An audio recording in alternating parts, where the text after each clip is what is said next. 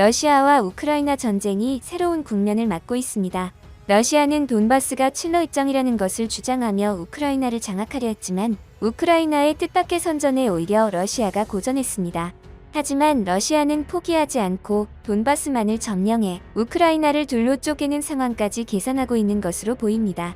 그런데 러시아가 갑자기 일본의 영토 주장을 펼쳐 큰 파장이 일고 있습니다.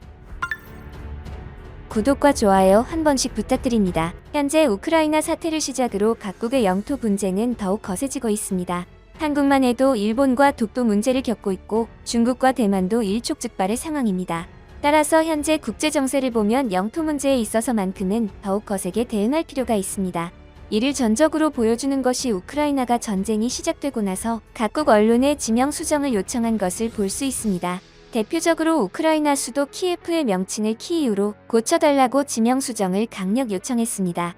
이에 한국은 그동안 사용하던 러시아어 발음을 고쳐 키이우로 정정해 각종 언론 보도를 이어오고 있습니다. 한국이 이전까지는 우크라이나보다 러시아와 더욱 우호적인 관계였으나 러시아의 전쟁으로 인해 하루아침에 우크라이나의 요청을 이행한 것입니다. 이후 한국도 서방 국가들과 함께 러시아 제재에 동참해 러시아의 비우호국으로 분류됐습니다. 한국이 러시아와 그동안 쌓아왔던 모든 것이 물거품이 되어버린 상황에 한국은 대러 제재를 하며 우크라이나에 최선을 다하는 모습을 보였습니다. 그런데 우크라이나는 현재 한국에 무기 지원을 요청하고 있습니다. 젤렌스키의 한국 의회 연설에서 무기 지원과 더불어 우크라이나 대사가 직접 국내 방산업체를 방문하기도 했습니다. 상당히 노골적으로 무기 지원을 요청하고 있는 것이죠. 하지만 현재 국방부는 이를 거절하고 있습니다. 거절한 데는 수많은 이유가 있겠지만 한국산 무기에는 애초에 러시아 기술이 대거 포함되어 있기 때문에 한국이 우크라이나에 무기를 지원한다면 자칫 한국도 한국의 무기를 사용할 수 없게 되는 상황이 될 수 있기 때문입니다. 그렇게 되면 한국은 러시아뿐 아니라 북한의 위협으로부터도 자유로울 수 없게 되는 것이죠. 따라서 우크라이나의 상황이 안타까운 것은 맞지만 한국의 입장에서는 러시아와의 관계를 생각하지 않을 수 없습니다. 또한 한국의 기업들은 러시아와 대규모 프로젝트를 진행하던 중이었습니다. 그런데 여러 상황들 가운데 한국이 우크라이나에 무기 지원을 하면 안 될 것 같은 이유가 보이는데요. 바로 우크라이나가 독도 문제에 있어서 일본 측 입장을 들고 있다는 것입니다. 현재 우크라이나가 우리의 독도를 일본 이름이 다케시마나 영유권 분쟁이 연상되는 리앙쿠르로 표기하고 있는 것으로 드러났습니다. 그리고 동해에 대해서도 일본의 명칭을 단독 사용하고 있는 것으로 알려졌습니다. 물론 우크라이나가 러시아와의 힘겨운 전쟁 상황임은 이해합니다. 하지만 우크라이나 요청대로 수도 키이우 등의 지명을 일괄 변경하며 적극 지지해온 한국으로서는 기분이 좋을 수 없는 것이 사실입니다. 22일 CBS 노컷 뉴스 취재 결과 우크라이나 교육 플랫폼 웹사이트는 10학년 지리 과목 일본 편에 수록된 지도에서 독도를 다케시마로 동해는 일본해로 표기했습니다. 뿐만 아니라 독도와 울릉도 사이에 국경선을 뜻하는 점선까지 그어 독도가 일본 영토임을 더욱 명확히 했습니다. 이 사이트는 독립적인 미디어로서 우리가 게시하는 자료는 항상 시의적절하고 객관적이며 검증된 것이라고 자체 소개하고 있습니다. 이에 한 우크라이나 전문가는 민간 사이트라고 주장했습니다. 하지만 우크라이나 교육과학부의 교육과정 사용 승인 표시가 있는 데다 등록 사용자가 213만 명이 넘는 점으로 볼 때 상당한 공실력과 영향력이 있는 것으로 보입니다. 그리고 우크라이나가 독도 문제에 있어 일본 편인 것은 이뿐만이 아닙니다. 우크라이나 정부 부처인 경제개발통상부 사이트의 경우도 독도를 리앙쿠르로 동해를 일본해로 표기하고 있습니다. 리앙쿠르는 독도의 존재를 서양에 처음 알린 프랑스 선박의 이름을 딴 것으로 그나마 중립적인 표현이라 할 수도 있습니다. 하지만 독도를 역사적, 지리적, 국제법적으로 명백한 한국 영토로 보고 있는 우리 입장에선 결코 수용할 수 없는 처사임은 마찬가지입니다. 리앙쿠르라는 명칭을 사용하면 제3국이 볼 때는 독도가 영유권 분쟁 상태라는 인식을 심어주기 때문입니다. 독도는 영유권 분쟁이 있는 땅이 아니고 대한민국의 영토입니다.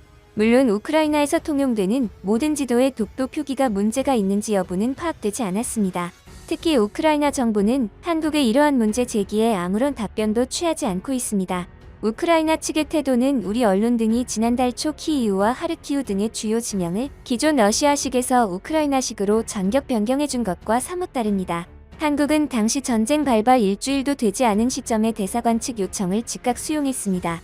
이에 드미트로 포노마렌코 대사는 한국 측에 놀랍도록 빠른 호응에 감사를 표하기도 했습니다. 심지어 한국 내부에서는 일제강점기 시절 국권은 물론 말과 글을 잃어버렸던 과거를 소환하며 전폭적 지지와 연대를 촉구했습니다. 이는 러시아와의 관계 악화까지 감수한 조치였습니다. 한국은 이처럼 우크라이나에 진심으로 대하며 우크라이나의 요구를 들어줬는데 우크라이나는 독도 표기를 일본식으로 하며 한국의 무기 지원 요청을 거듭하고 있습니다. 현재 우크라이나가 비록 전쟁 중이긴 하지만 인터넷 등을 통한 주요 행정 기능은 큰 지장 없이 작동하고 있습니다. 최소한 대사관 차원에서 주재국 내 민감한 여론에 반응할 시간마저 없지는 않습니다. 그런 점에서 우크라이나 측의 일본 측에 서 있는 듯한 태도는 한국으로서는 난감한 상황입니다. 우크라이나의 영토와 주권만큼이나 한국의 독도 영유권도 결코 양보할 수 없는 사안이기 때문입니다. 따라서 우크라이나가 계속 독도에 대해 무심한 반응을 보인다면 한국도 우크라이나를 온전히 우호적으로 대할 수 없다는 의견이 나옵니다. 그리고 한국 입장에서 우크라이나를 더욱 이해할 수 없는 게 일본의 우크라이나 지원 방식입니다. 물론 일본은 미국의 우방국으로 테러 제재를 적극적으로 실행하며 우크라이나에 자금 지원도 했습니다.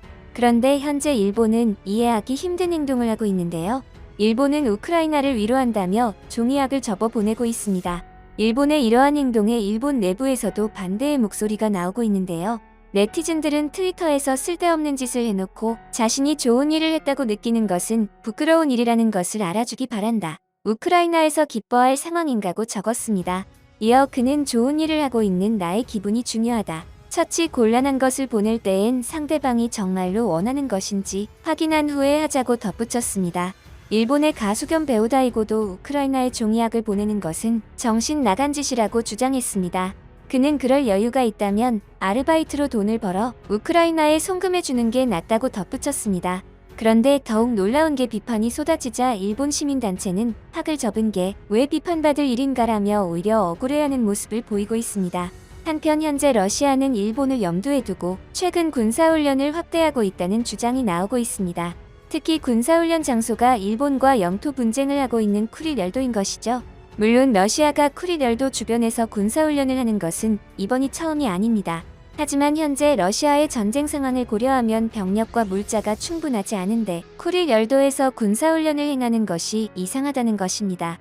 심지어 러시아는 일본의 테러 제재에 항의하며 쿠릴 열도에 대한 일본과의 평화조약 교섭을 중단한다고 밝힌 바 있습니다. 그런데 러시아가 쿠릴 열도 앞에 홋카이도가 러시아의 관할이라는 주장을 해 파장이 일고 있는데요. 또한 러시아가 쿠릴과 함께 홋카이도까지 노리고 있는 게 아니냐는 의견이 제기됐습니다. 홋카이도는 일본의 최북단 섬이며 그 너이가 남한의 83% 정도로 상당히 큰 규모입니다.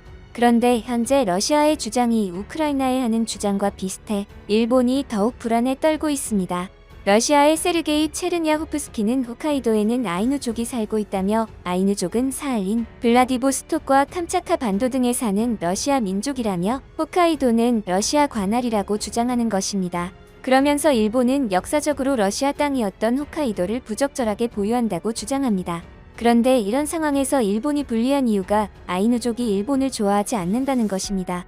현재 홋카이도를 중심으로 명맥을 이어가고 있는 소수민족인 아이누족 중 70% 이상이 자신들에 대한 차별을 느끼는 것으로 조사됐습니다. 일본 정부가 전국의 아이누족을 대상으로 실시해 발표한 의식조사 결과에 의하면 현재도 차별이나 편견이 있다고 생각한다는 응답 비율이 72.1%에 달해 없다는 응답을 압도했다고 일본 언론이 보도했습니다. 그리고 아이누족은 일본이 자신들을 이용만 한다고 생각하고 있는데요. 실제로 2019년까지 일본에서 아이누족은 소수민족으로 인정받지 못했습니다. 그런데 2019년 일본은 돌연 아이누족을 원주민으로 처음 인정합니다. 일본이 아이누족을 인정한 이유가 다름 아닌 쿠릴 열도를 러시아로부터 반환받기 위한 준비 과정이었다는 것이죠.